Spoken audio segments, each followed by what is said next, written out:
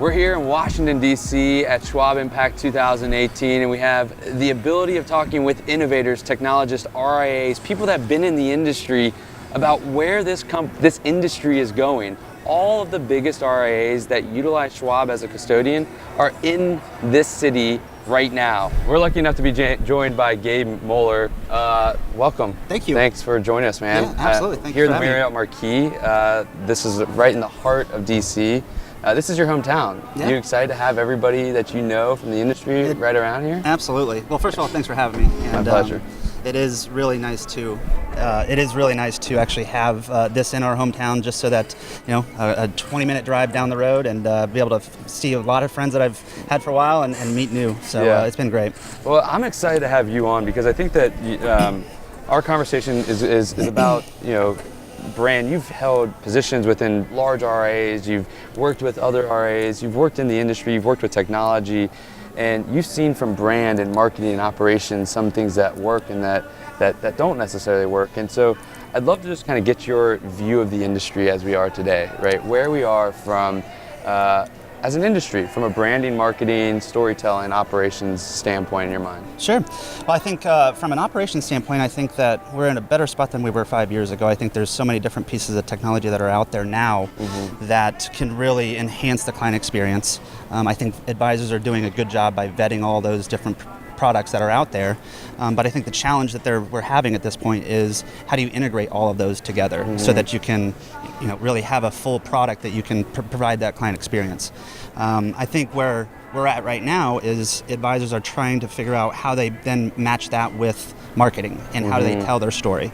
So how do you leverage technology to tell your story through marketing? And I think that's, from what I hear from being at Impact here this time, I think it's advisors are kind of struggling with that right now.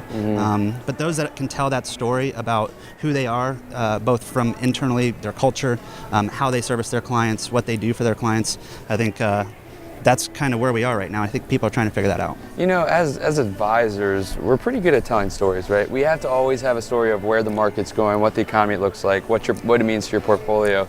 But we do always struggle to tell a story about our firm. And there's not many people out there that do it well. You've done it well in the past. What does it take for a firm to tell a good story to market themselves as a company? Well, I think there's a lot that goes into that.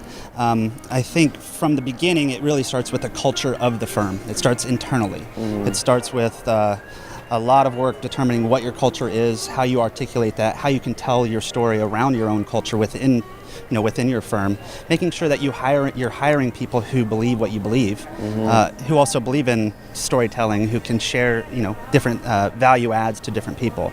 I think it's really coming up with a plan to share the personality of the firm with the external world online, and so that when that client or prospect walks into your office, the personality that they saw online matches exactly with what they're finding when they're there. And I think that plays to the idea of authenticity. So where does that communication fall, right? Where does that because we inside our firm, we always feel we have a great culture, right? But you have to communicate internally what that culture means and drive it, and you shouldn't have to convince people. But where does that fall short when it gets to the kind of the outer world from that standpoint? I think we overthink what we want to share. I think we overthink what it is that the clients want to see and hear. I think we also assume that they don't want to see certain things when perhaps they do. I think from what I've found is that some advisors really don't want to put things out there because they're not sure how that would be perceived, but it is who they are. And so I think having that authenticity around that and just diving into it and taking that risk is I think that could be one of the reasons that's holding us back on that. Yeah, it's more that idea. I agree with you. It's that idea that we're not comfortable being uncomfortable, exactly. And we're not comfortable with change. We hate change. We hate uncertainty, just as our industry. But I've been saying it a lot lately. But I saw a great speaker, Allison Levine, and she basically said complacency is what will do you in. Fear is okay, but complacency will do you in. I think that's where we've gotten to as an industry. So I'll turn it now. Let's stay dark for a second on the industry. There's lots of headlines out there, from robo to what the custodians are doing and how they're launching and growing their own institutional or SIP platform. What scares you the most or worries you the most about our industry and where we are today? as you look at it, as you look at the landscape of talking with other advisors from that standpoint?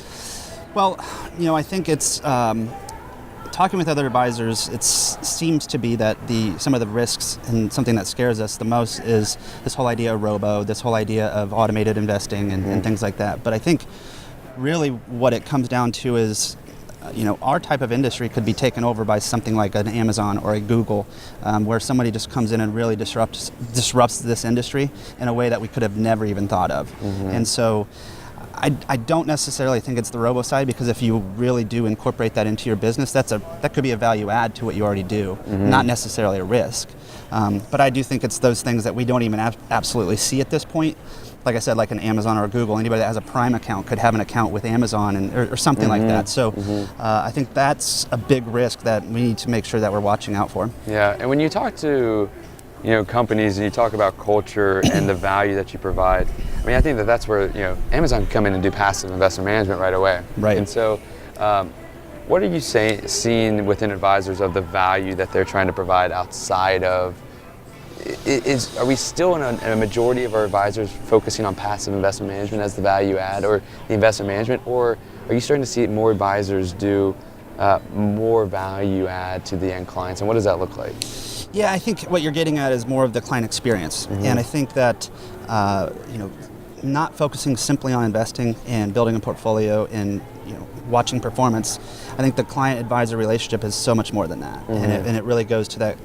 Again, that culture that you can then provide that client experience. And so having the ability to build your team in a way that can understand that the client relationship is much more than just performance in investing.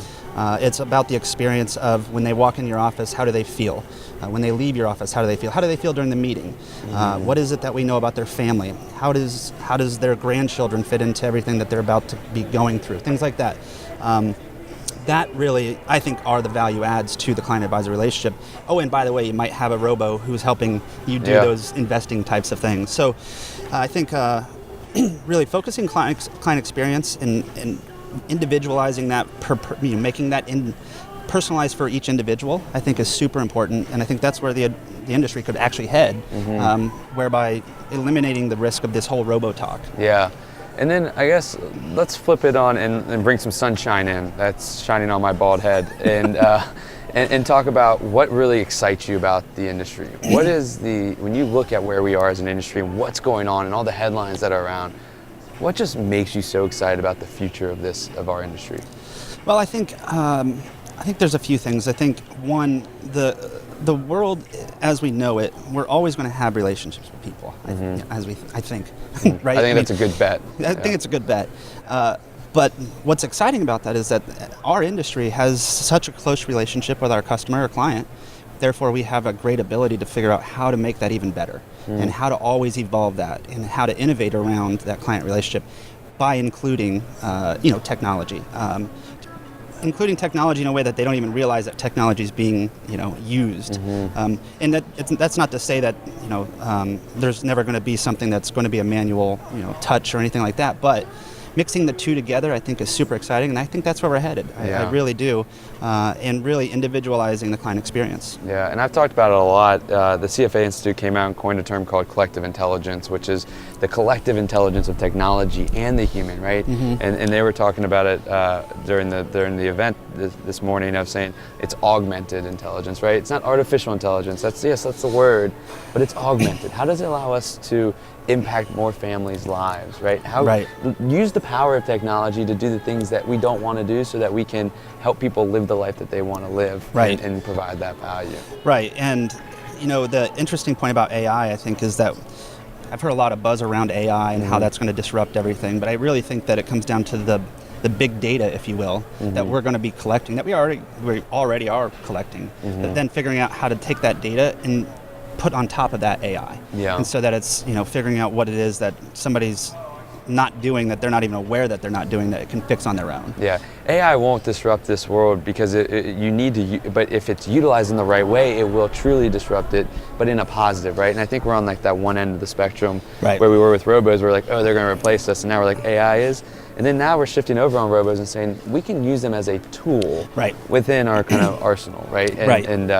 And I think that AI will move over there, right? Mm-hmm. How can we let our clients know, that congratulations on that grandkid because of AI from social media, letting us know that information, right? Those are types of powerful things. So I want to get on technology because you've always been a kind of a forward thinker on the technology side within this industry, which is a lot to say because there's a lot of smart people in this industry, but a lot of people aren't using technology like you have. Thank you. What are some of the ways that you see financial advisors using technology the right way to better their shop, to better their firm, to integrate it? We talked about integrations. How are they using all these different technologies from CRM to financial planning to portfolio management systems? Yeah, I think one, starting with the preference, the platform of client experience. Internally, making sure that you're not overthinking all the different platforms that you're using. Not picking the soup of the day, if you will. You're really finding something, you're vetting it out, you're implementing it, but you also have a team of people who understand how to implement that and who will implement it versus saying this is a new piece of technology, it's new to me, I'm not actually going to use that. But actually having a culture of implementation. Finding the 2 or 3 or 4 different programs that you can actually piece together, Rebalancer or Advisor View or whatever those products might be, and really becoming experts at that internally. And having somebody internally who can basically drive that process of when updates come out, you're making sure you're utilizing that. Because I have seen in the past where updates come out, things like that, and you're 2 years down the road and you actually have never used it. So somebody owning that process. And I think that's a huge, and that's a massive thing to do whenever you're building your own platform as far as technology. And I think that scares a lot of people, right? You sat in the COO role before, and that scares you. Another technology solution that I have to implement, and so how can firms get over that that kind of block, that hump in their head, get over that hump to start testing out and integrating and be more open-minded to technologies? How did you get over that? How can other firms help get over that? I think it takes time, but I think there's a few different ways that are top of mind. I mean, hiring the right people who have a mindset of innovation, who have a mindset of curiosity, who can look at something and say, hey, how can we make this better? I think it is a cultural shift, which, like I said, takes time, because if you have a legacy firm where you have a lot of people on board and that change is going to affect them or their job, that's going to be a hard thing to do.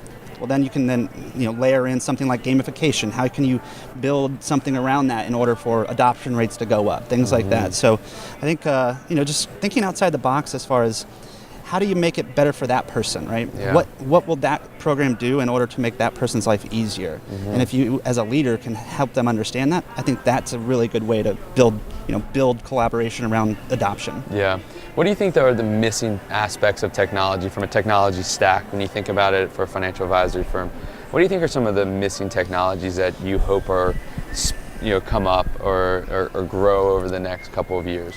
Well, I think we're on our way, but something that is top of mind is sort of in the marketing area, as far as marketing tools. I'm a big fan of a few of them out there, but having the ability to integrate those tools with the tools that our industry has already built, and then being able to leverage the expertise and the technologies that they have in order for our client experience and internal tools that we already have to do.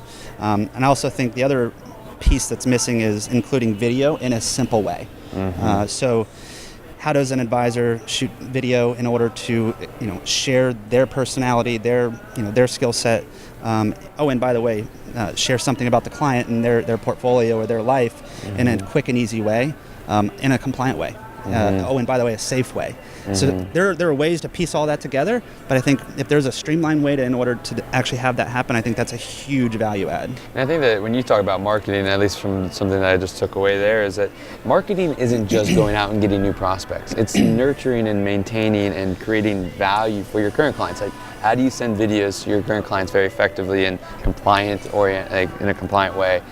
But it's also marketing people too often lose focus of marketing to their current clients. That's right. And building that relationship. I'm so glad that you brought that up, because it's really, what are you doing internally for your clients that is absolutely amazing, because they leave and they tell you that they feel so good. Well, what happened during that meeting that you can share with the rest of your clients in a way, in a general way, that you can show your value add. Oh, and by the way, they're probably going to share that with their friends, perhaps. That's marketing. Yeah. And so I think really making sure that you're taking the amazing thing the amazing things that are happening internally in those meetings, and then sharing that with the clients, and then therefore the world. Yeah. And I mean, yeah, it's as simple as you get text message and they're with their friends. They're usually going to say, hey, my advisor just sent me this text message, and that starts a whole conversation. It makes you in a good light. Right. All right, so at Impact, one of the things that always people go to in all these conferences is everybody stands up on the stage. You have Greg Valliere, you have Liz Ann Saunders. They predict the economy, the midterm elections, the presidential elections, everything. It's all predictions. Everybody wants to know what's going forward. So I'm going to put you up on that stage now and ask you, where does the industry, the financial advisor industry, go over the next 5 years? Has the client-advisor relationship or the industry as a whole, how does it look different in 5 years when we're sitting here talking about it relative to where we are today? Yeah, that's a tough one to predict. Yeah, I might hold you to it. Yeah, this will be out there, right? I think that the client-advisor relationship will be totally and utterly different than what we see it right now. I think that technology is going to allow us, and those that adopt technology and actually believe in it and understand that can really enhance the relationship versus, challenge it. We're going to sit here and say, wow, technology is enhancing our relationships. We're not even having to really do much around that because it's set up, it's automated, but it's being maybe laying over top of that AI, and it's going to be very personalized. Clients are going to say, wow, you did that and we didn't even realize you were doing that. So it's going to be totally innovative in a way that we probably don't even understand, but I do think that technology, integrating that with the client relationship further than what we have right now, is going to be where we're going to be at. Yeah. But I also do believe that when I say technology, that video aspect and that video portion, we're going to be using a lot more of that. Yeah. And so that's exciting. I think that's really exciting. So that is exciting. Well, it's exciting to have you in your hometown. Thanks for hosting us in DC, and thanks for joining us. And we'll be back with more interviews from here at Schwab Impact Innovation and where the future of this industry is going. Thank you all for joining us.